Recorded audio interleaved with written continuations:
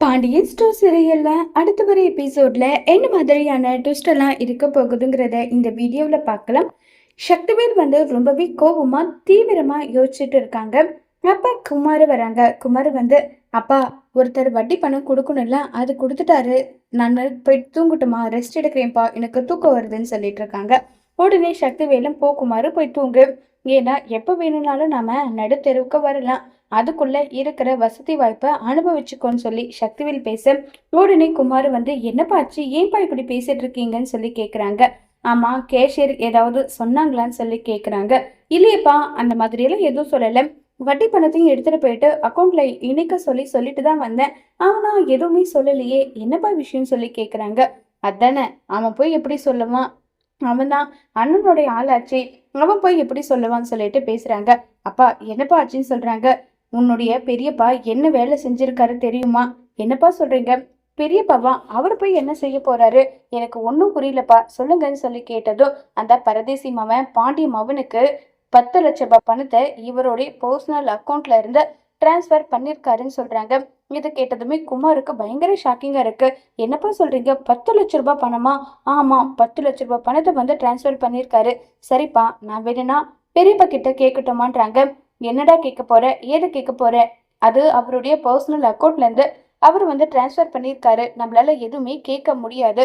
அப்படியே ஒருவேளை நீ கேட்டாலும் நீ சின்ன பையன், என்ன கேள்வி கேட்குறியா, உனக்கு எதுவும் தெரியாது, உன் வேலையை பாருன்னு சொல்லிட்டு உன்னுடைய வாயை தான் அடிக்க வர தவிர உண்மை வெளியே வராது. எனக்கு என்னவோ இந்த ஒட்டுமொத்த சொத்தையும் நம்ம அபகரிக்கலான்னு பார்த்தா, ஆனா இவரு போடுற பிளான் வேற மாதிரி இருக்கு. இந்த பரதேசி மாமன் பாண்டியன் இப்படி எல்லாம் பண்ணுவான்னு நினைச்சு கூட பார்க்கலன்னு எல்லாம் சொல்லி பேசிட்டு இருக்காங்க. அப்பா, ஒருவேளை சித்தப்பா சொல்லிட்டு இருந்தாரே, கதிருக்கு பாண்டியன் வந்து பணம் கொடுத்தாரு, அந்த பணத்தை திரும்பி கேட்கிறாருன்னு சொல்லிட்டு, ஒருவேளை அதுக்காக கூட 10 லட்ச ரூபாய் பணத்தை எடுத்து கொடுத்துருக்கலாம் இல்லைன்னு சொல்றாங்க. ஆமாண்டா, கண்டிப்பா இருக்கும்.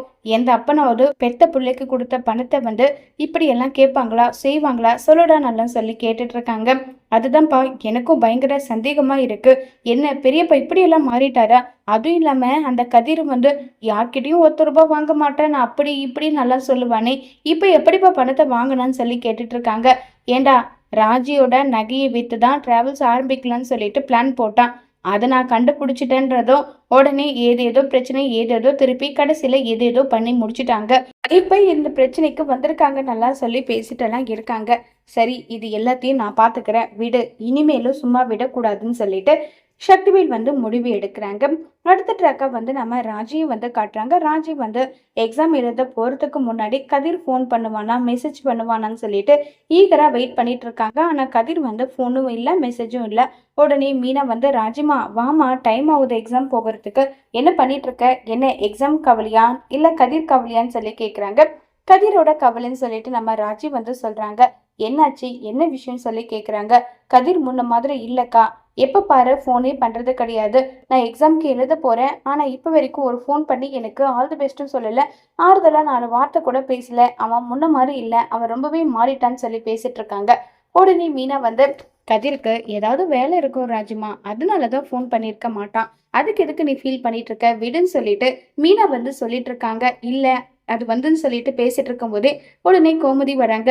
ஏ மீனா, உன்னை போய் கூட்டிட்டு வர சொல்லி அனுப்புனேன் பாரு, அவளுக்கு எக்ஸாமுக்கு டைம் ஆகுது, ஆனா நீ என்னடாடா அவ கூட உட்காந்து பேசிட்டு இருக்க, மீனா வா போகலாம், ராஜி வாமா போகலான்னு சொல்லிட்டு கூட்டிட்டு வராங்க. கூட்டிட்டு வந்ததும் இப்ப ராகவன், அதே மாதிரி ராகவனோட ஒய்ஃப் எல்லாம் பேசிட்டு இருக்காங்க. என்னம்மா, எக்ஸாமுக்கு நல்லா ப்ரிப்பேர் ஆயிட்டியா, ரெடி ஆயிட்டியான்னு சொல்லி கேட்குறாங்க. அதெல்லாம் நல்லாவே ரெடி ஆயிட்டேன், ப்ரிப்பேரும் ஆயிட்டேன்னு சொல்லிட்டு எல்லாம் இருக்காங்க. உடனே குமரி வந்து சரி பெரியவங்க கிட்ட ஆசீர்வாதம் வாங்கிக்கோன்னு சொன்னதும் இப்போ நம்ம ராஜி போயிட்டு காலில் விழுறாங்க, கோமதி காலையும் விழுறாங்க. ஏய், உன் மாமாவுக்கு ஃபோன் பண்ணி சொல்லிட்டியாடின்னு சொல்லி கேட்குறாங்க. சொல்லிட்டாத்த அதெல்லாம்ன்றாங்க. இங்க பாரு, எதை நினைச்சும் வருத்தம் எல்லாம் படாத, எக்ஸாம் நல்லபடி எழுது, நீ நல்லா படிச்சிருக்க, கண்டிப்பா நீ வந்து நல்ல மார்க் எடுப்ப, எனக்கு நம்பிக்கை இருக்கு, நீ நல்ல மார்க் எடுக்கணும், நீ வந்து போலீஸ் ஆகணுன்றதுக்கு கனவோட குன்னக்குடியில ஒருத்தன் இருக்கான், அதை மனசுல வச்சுக்கிட்டு எழுதுன்னு சொல்லிட்டு கோமதி வந்து நம்ம கதிரை தான் மீன் பண்றாங்க. உடனே கதிரும் வந்து நினைச்சிட்டு கண்டிப்பா எழுத மாட்டேன்னு சொல்லிட்டு சொல்றாங்க. உடனே ராகவன் வந்து ஏமா நீ தனியாவா போறேன்னு சொல்லி கேக்குறாங்க. மீனா வந்து நான் போய் கூட்டிட்டு போயிட்டு விட்டுட்டு வரேன்னு சொல்லிட்டு சொல்றாங்க.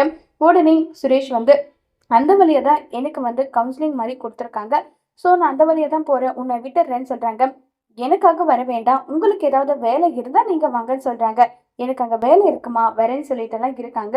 இப்ப சுரேஷும் ராஜு 2 பேருமே வண்டியில போயிட்டு இருக்காங்க. அப்ப ராஜி வந்து கதிரோட போனவே பார்த்து ஃபீல் பண்ணி கிட்டத்தட்ட அழுகிற மாதிரி ஆயிடுறாங்க. சுரேஷ் இதை நோட் பண்ணி என்னமாச்சு எதுக்காகமா அழுதுட்டு இருக்கேன்னு சொல்லி கேக்குறாங்க. அழலாம் இல்ல ஃபீல் தான்றாங்க. என்ன விஷயம் இல்ல, நான் போலீஸ் ஆகணும்னு சொல்லிட்டு என்னை மோட்டிவேட் பண்ணது என் புருஷன் கதிர் தான். அவர் இப்போ வரைக்கும் ஒரு ஃபோன் பண்ணல, ஒரு மெசேஜ் பண்ணல. அதுதான் எனக்கு கஷ்டமா இருக்குன்னு சொல்றாங்க. ஏமா அவர் வந்து டிராவல்ஸ் வச்சிருக்கிறதா சொல்லியிருக்கேன்.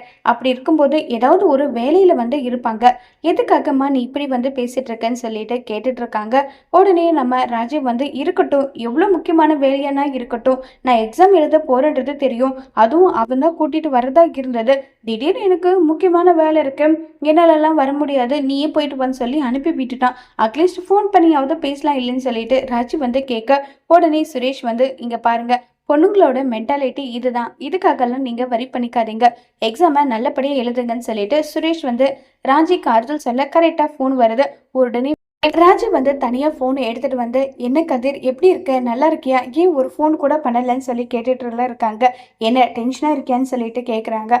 ஆமா டென்ஷனாக தான் இருக்கேன். சரி யார் கூட வந்திருக்கேன், இங்க ஒரு அண்ணா வந்திருக்காரு, அவர் கூட தான் வந்திருக்கேன்னு சொல்றாங்க. சரி எதை பத்தி யோசிக்காம எக்ஸாம் நல்லபடி எழுது, நீ நல்லா படிச்சிருக்க, கண்டிப்பா நல்ல மார்க் எடுப்ப, சரி நான் வச்சிருட்டுமான்னு சொல்றாங்க. கதிர் கொஞ்ச நேரம் பேசு. இல்ல நான் வைக்கிறேன்னு சொல்லிட்டு ஃபோனை வந்து கட் பண்ணிடுறாங்க. உடனே ராஜுக்கு இன்னும் கோவம் வருது. உடனே சுரேஷ் கேட்குறாங்க, நீங்கள் தான் உங்கள் ஹஸ்பண்ட் ஃபோன் பண்ணலன்னு சொல்லிட்டு ஃபீல் பண்ணிட்டு இருந்தீங்க, இப்போ தான் ஃபோன் பண்ணிட்டாங்கல்ல, அப்புறம் என்ன, அவர் பேசணும்னு பேசல, ஏதோ கடமைக்கு பேசின மாதிரி பேசினாங்க, இது எல்லாமே உங்களுடைய எண்ணம் தான். அவங்க எந்த விஷயத்தில் எந்த அளவுக்கு டென்ஷனாக இருக்காங்கன்னு யாருக்கு தெரியும், வாங்க போகலன்னு சொல்லிட்டு ராஜியை கூட்டிகிட்டு வந்து காலேஜில் விட்டுறாங்க. காலேஜில் விட்டுட்டு நல்லபடியாக எக்ஸாம் எழுதுங்க, நான் கிளம்புறேன்னு சொல்லிட்டு அங்கேருந்து கிளம்பி வந்து போயிடுறாங்க. அடுத்ததா நம்ம மீனாவை காட்டுறாங்க. மீனா வந்து மதி கிட்ட வந்து பேசிட்டு இருக்காங்க. என்னுடைய அத்தை வந்து உங்ககிட்ட பேசினாங்களாம். என்ன பேசினாங்கன்னெல்லாம் சொல்லலை, ஆனால் வந்து உங்ககிட்ட பேசினாங்கன்ற விஷயத்த மட்டும் என்கிட்ட வந்து சொன்னாங்கன்னு சொல்கிறாங்க. ஆமாம் நீங்கள் ஏன் கொஞ்சமாகவே பேசுகிறீங்கன்னு சொல்லிட்டு கேட்குறாங்க.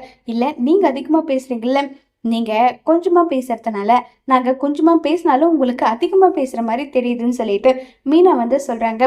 எனக்கு தெரியும் அத்தை என்ன பேசியிருப்பாங்கன்னு சொல்லிட்டு, நீங்கள் யார்கிட்டையுமே அவ்வளோவா பேசுறதும் இல்லை, அதே மாதிரி உங்கள் ஹஸ்பண்ட் கிட்டே கூட சரியாக நீங்கள் பேசுறதில்ல. எங்கள் 2 பேருக்குமே பிடிக்காம தான் கல்யாணம் நடந்தது. ஆனால் கல்யாணத்துக்கு முன்னாடி நாங்களும் அவங்களும் 2 பேருமே மீட் பண்ணியிருக்கோம். அப்போ அவரை பார்த்த கண்ணோட்டம் வேற, இப்போ அவரை பார்க்குற கண்ணோட்டம் வேற. என்னதான் அப்போ பார்த்த மாதிரி இல்லைனாலும் அவரை ஏற்றுக்க மனசு வரமாட்டேங்குதுன்னு சொல்லிட்டு மதி வந்து சொல்கிறாங்க. இங்கே பாரு, உன்னுடைய கல்யாணம் மாதிரியே தான் என்னுடைய கல்யாணமும். ஆனால் என்ன, நான் என் புருஷனை காதலிச்சு கல்யாணம் பண்ணிக்கிட்டேன். ஆனால் ராஜியோட கல்யாணம் அப்படி கிடையாது. நானும் என் அத்தையும் 2 பேரும் சேர்ந்து தான் ராஜுக்கும் கதிருக்கும் வலுக்கட்டாயமாக கல்யாணம் பண்ணி வச்சோம் தெரியுமான்னு சொல்கிறாங்க. சொன்னாங்க உங்கள் மாமியார் எல்லா விஷயமும். அவ்வளோதாங்க, வாழ்க்கையை ஈஸியாக பழகிறது நம்ம கையில் தான் இருக்குது. உங்கள் புருஷனை புரிஞ்சுக்க நீங்கள் ட்ரை பண்ணுங்க. கண்டிப்பாக வந்து எளியும் புளியுமா இருக்கவங்க கல்யாணம் பண்ணுறவங்க தான் கடைசியில் நல்ல பேராக இருப்பாங்கன்னு சொல்லிட்டெல்லாம் பேசிக்கிட்டு இருக்காங்க.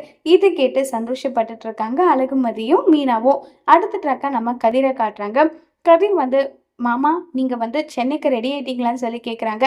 ரெடி ஆகிட்டேன்னு சொல்லி சொன்னதும் சரி சரி நான் வந்து பெட்டி படுக்க எல்லாமே எடுத்துகிட்டு கிளம்பலாமான்னு சொல்லிட்டு கிளம்பி போகிறாங்க. கிளம்பி போகும்போது பாண்டியன் கிட்ட விஷயத்த சொல்லணும்னு சொல்லிட்டு அப்பா ஒரு நிமிஷம், நான் ஒரு வாரம் வந்து வெளியில் வந்து ட்ராவலுக்காக போகிறேன்னு சொல்கிறாங்க. என்னப்பா வாடகை ஓட்ட போறியான்னு சொல்லி கதிர் கிட்ட கேட்குறாங்க பாண்டியன். ஆமாம் வாடகை ஓட்ட தான் போகிறேன்னு சொல்கிறாங்க. ஏண்டா போகணுன்னு முடிவு எடுத்துகிட்டு சொல்கிறியா, இல்லை ஒரு இன்ஃபர்மேஷன் மாதிரி சொல்கிறியா, இல்லை நைட்டுக்கு கிளம்பணும் அதை உங்ககிட்ட இன்ஃபார்ம் பண்ண அவ்வளோதான்னு சொல்லிட்டு நம்ம கதிர் வந்து சொன்னதும், இங்கே பாருடா கதிர், நைட்டு பகலுன்னு தூங்காமல் ஏகப்பட்ட வேலை பார்க்குற, அது எதுக்காகன்றது எனக்கு நல்லா தெரியுது. எனக்கு கொடுக்க வேண்டிய பணத்துக்காக தானே நீ வேலை பார்க்குறேன்னு சொல்லி கேட்குறாங்க. உடனே கதிர் யோசிச்சுட்டு ஆமாம் கொடுக்கணும் இல்லைன்றாங்க.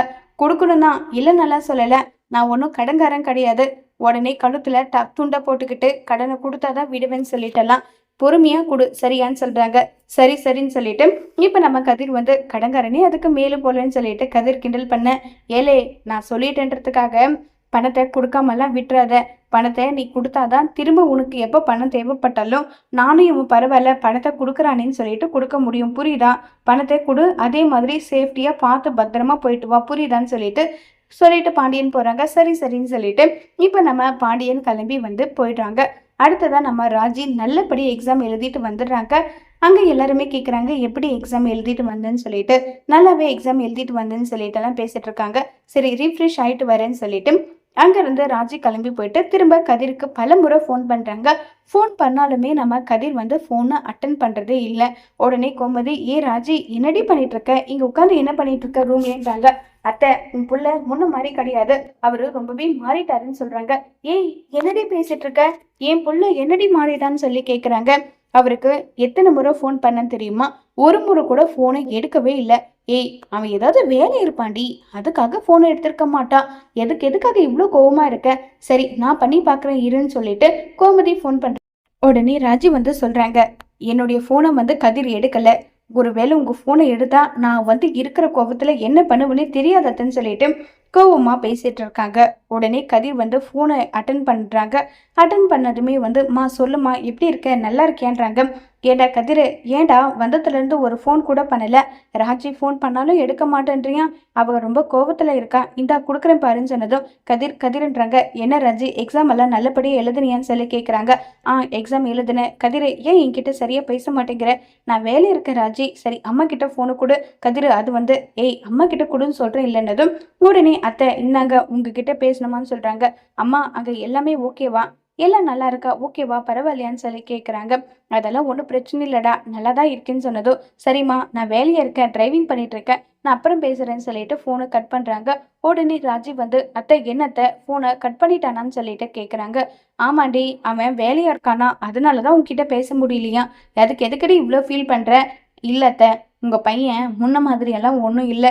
என்னடி பேசிட்டு இருக்க, இதுக்கு முன்னாடி அவன் பொறுப்பு இல்லாமல் இருந்தான், எப்போ பாரு உங்ககிட்ட பேசுவான் செய்வான் எல்லாமே இருப்பான். ஆனால் இப்போ அப்படி இல்லை, பொறுப்போடு இருக்கான். அதுவும் இல்லாமல் அவன் அப்பாவுக்கு 10 லட்ச ரூபாய் பணம் கொடுக்கணும்னு வேற சொல்லியிருக்கான். அதுக்காக கூட அவன் உழைச்சிட்டு இருப்பான். இதெல்லாம் பெரிய விஷயமா ஏத்துக்காத. அதுவும் இல்லாம உன்னை விட்டுட்டு வேற எந்த ஒரு பொண்ணையும் என் மகன் எடுத்து கூட பார்க்க மாட்டான். இதை நினைச்சால நீ ஃபீல் பண்ணாத, எழுந்துவான்னு சொல்லிட்டு ராஜி கூட்டிட்டு அங்கிருந்து கோமதி கிளம்பி போறாங்க. ஆனாலுமே ராஜிக்கு வந்து கதிர் மேல மட்டும்தான் நினைப்பாவே இருக்கு. கதிர் வந்து ஏன் நம்ம கிட்ட பேசல, சரியா ஏன் பேசல, சரியா ஏன் இப்படி இருக்கா, என்ன ஆச்சு ஏதாச்சுன்னு சொல்லிட்டு யோசிச்சுக்கிட்டே இருக்காங்க. உடனே மீனா வந்து, ராஜிமா, நீ கதிரை நினைச்சு ரொம்பவே வருத்தப்படுற போல, அதனாலதான் உனக்கு இப்படி ஒரு ஃபீல் ஆகுது. நீ கதிரை நினைக்காத, விட்டுரு. இங்க வந்திருக்கிறது எதுக்காக, சந்தோஷமா இருக்க.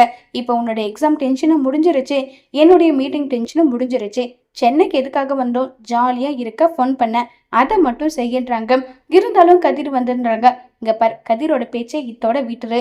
என் புருஷன் கூட தான் நான் வந்ததுல இருந்து எனக்கு ஃபோனும் பண்ணல, எதுவும் பண்ணல, நான் ஃபீல் பண்ணிட்டு இருக்கேன்னா ஜாலியா இருக்கேன்ல, அந்த மாதிரி இருன்னு சொல்லிட்டு எவ்வளவுதான் நம்ம ராஜை கன்வின்ஸ் பண்ணாலுமே கதிரோட நடவடிக்கை மாற்றமாக இருக்கு. என்ன காரணமா இருக்குன்னு சொல்லிட்டு ராஜி யோசிச்சுட்டே இருக்காங்க. கதிரோட நடவடிக்கைக்கு காரணம் முத்துவேலோட உடம்பு பிரச்சனை தான்றத ராஜி கண்டுபிடிப்பாங்களா இல்லையாங்கிறத வரப்போற எபிசோட்ல வெயிட் பண்ணி பார்க்கலாம். தேங்க்யூ.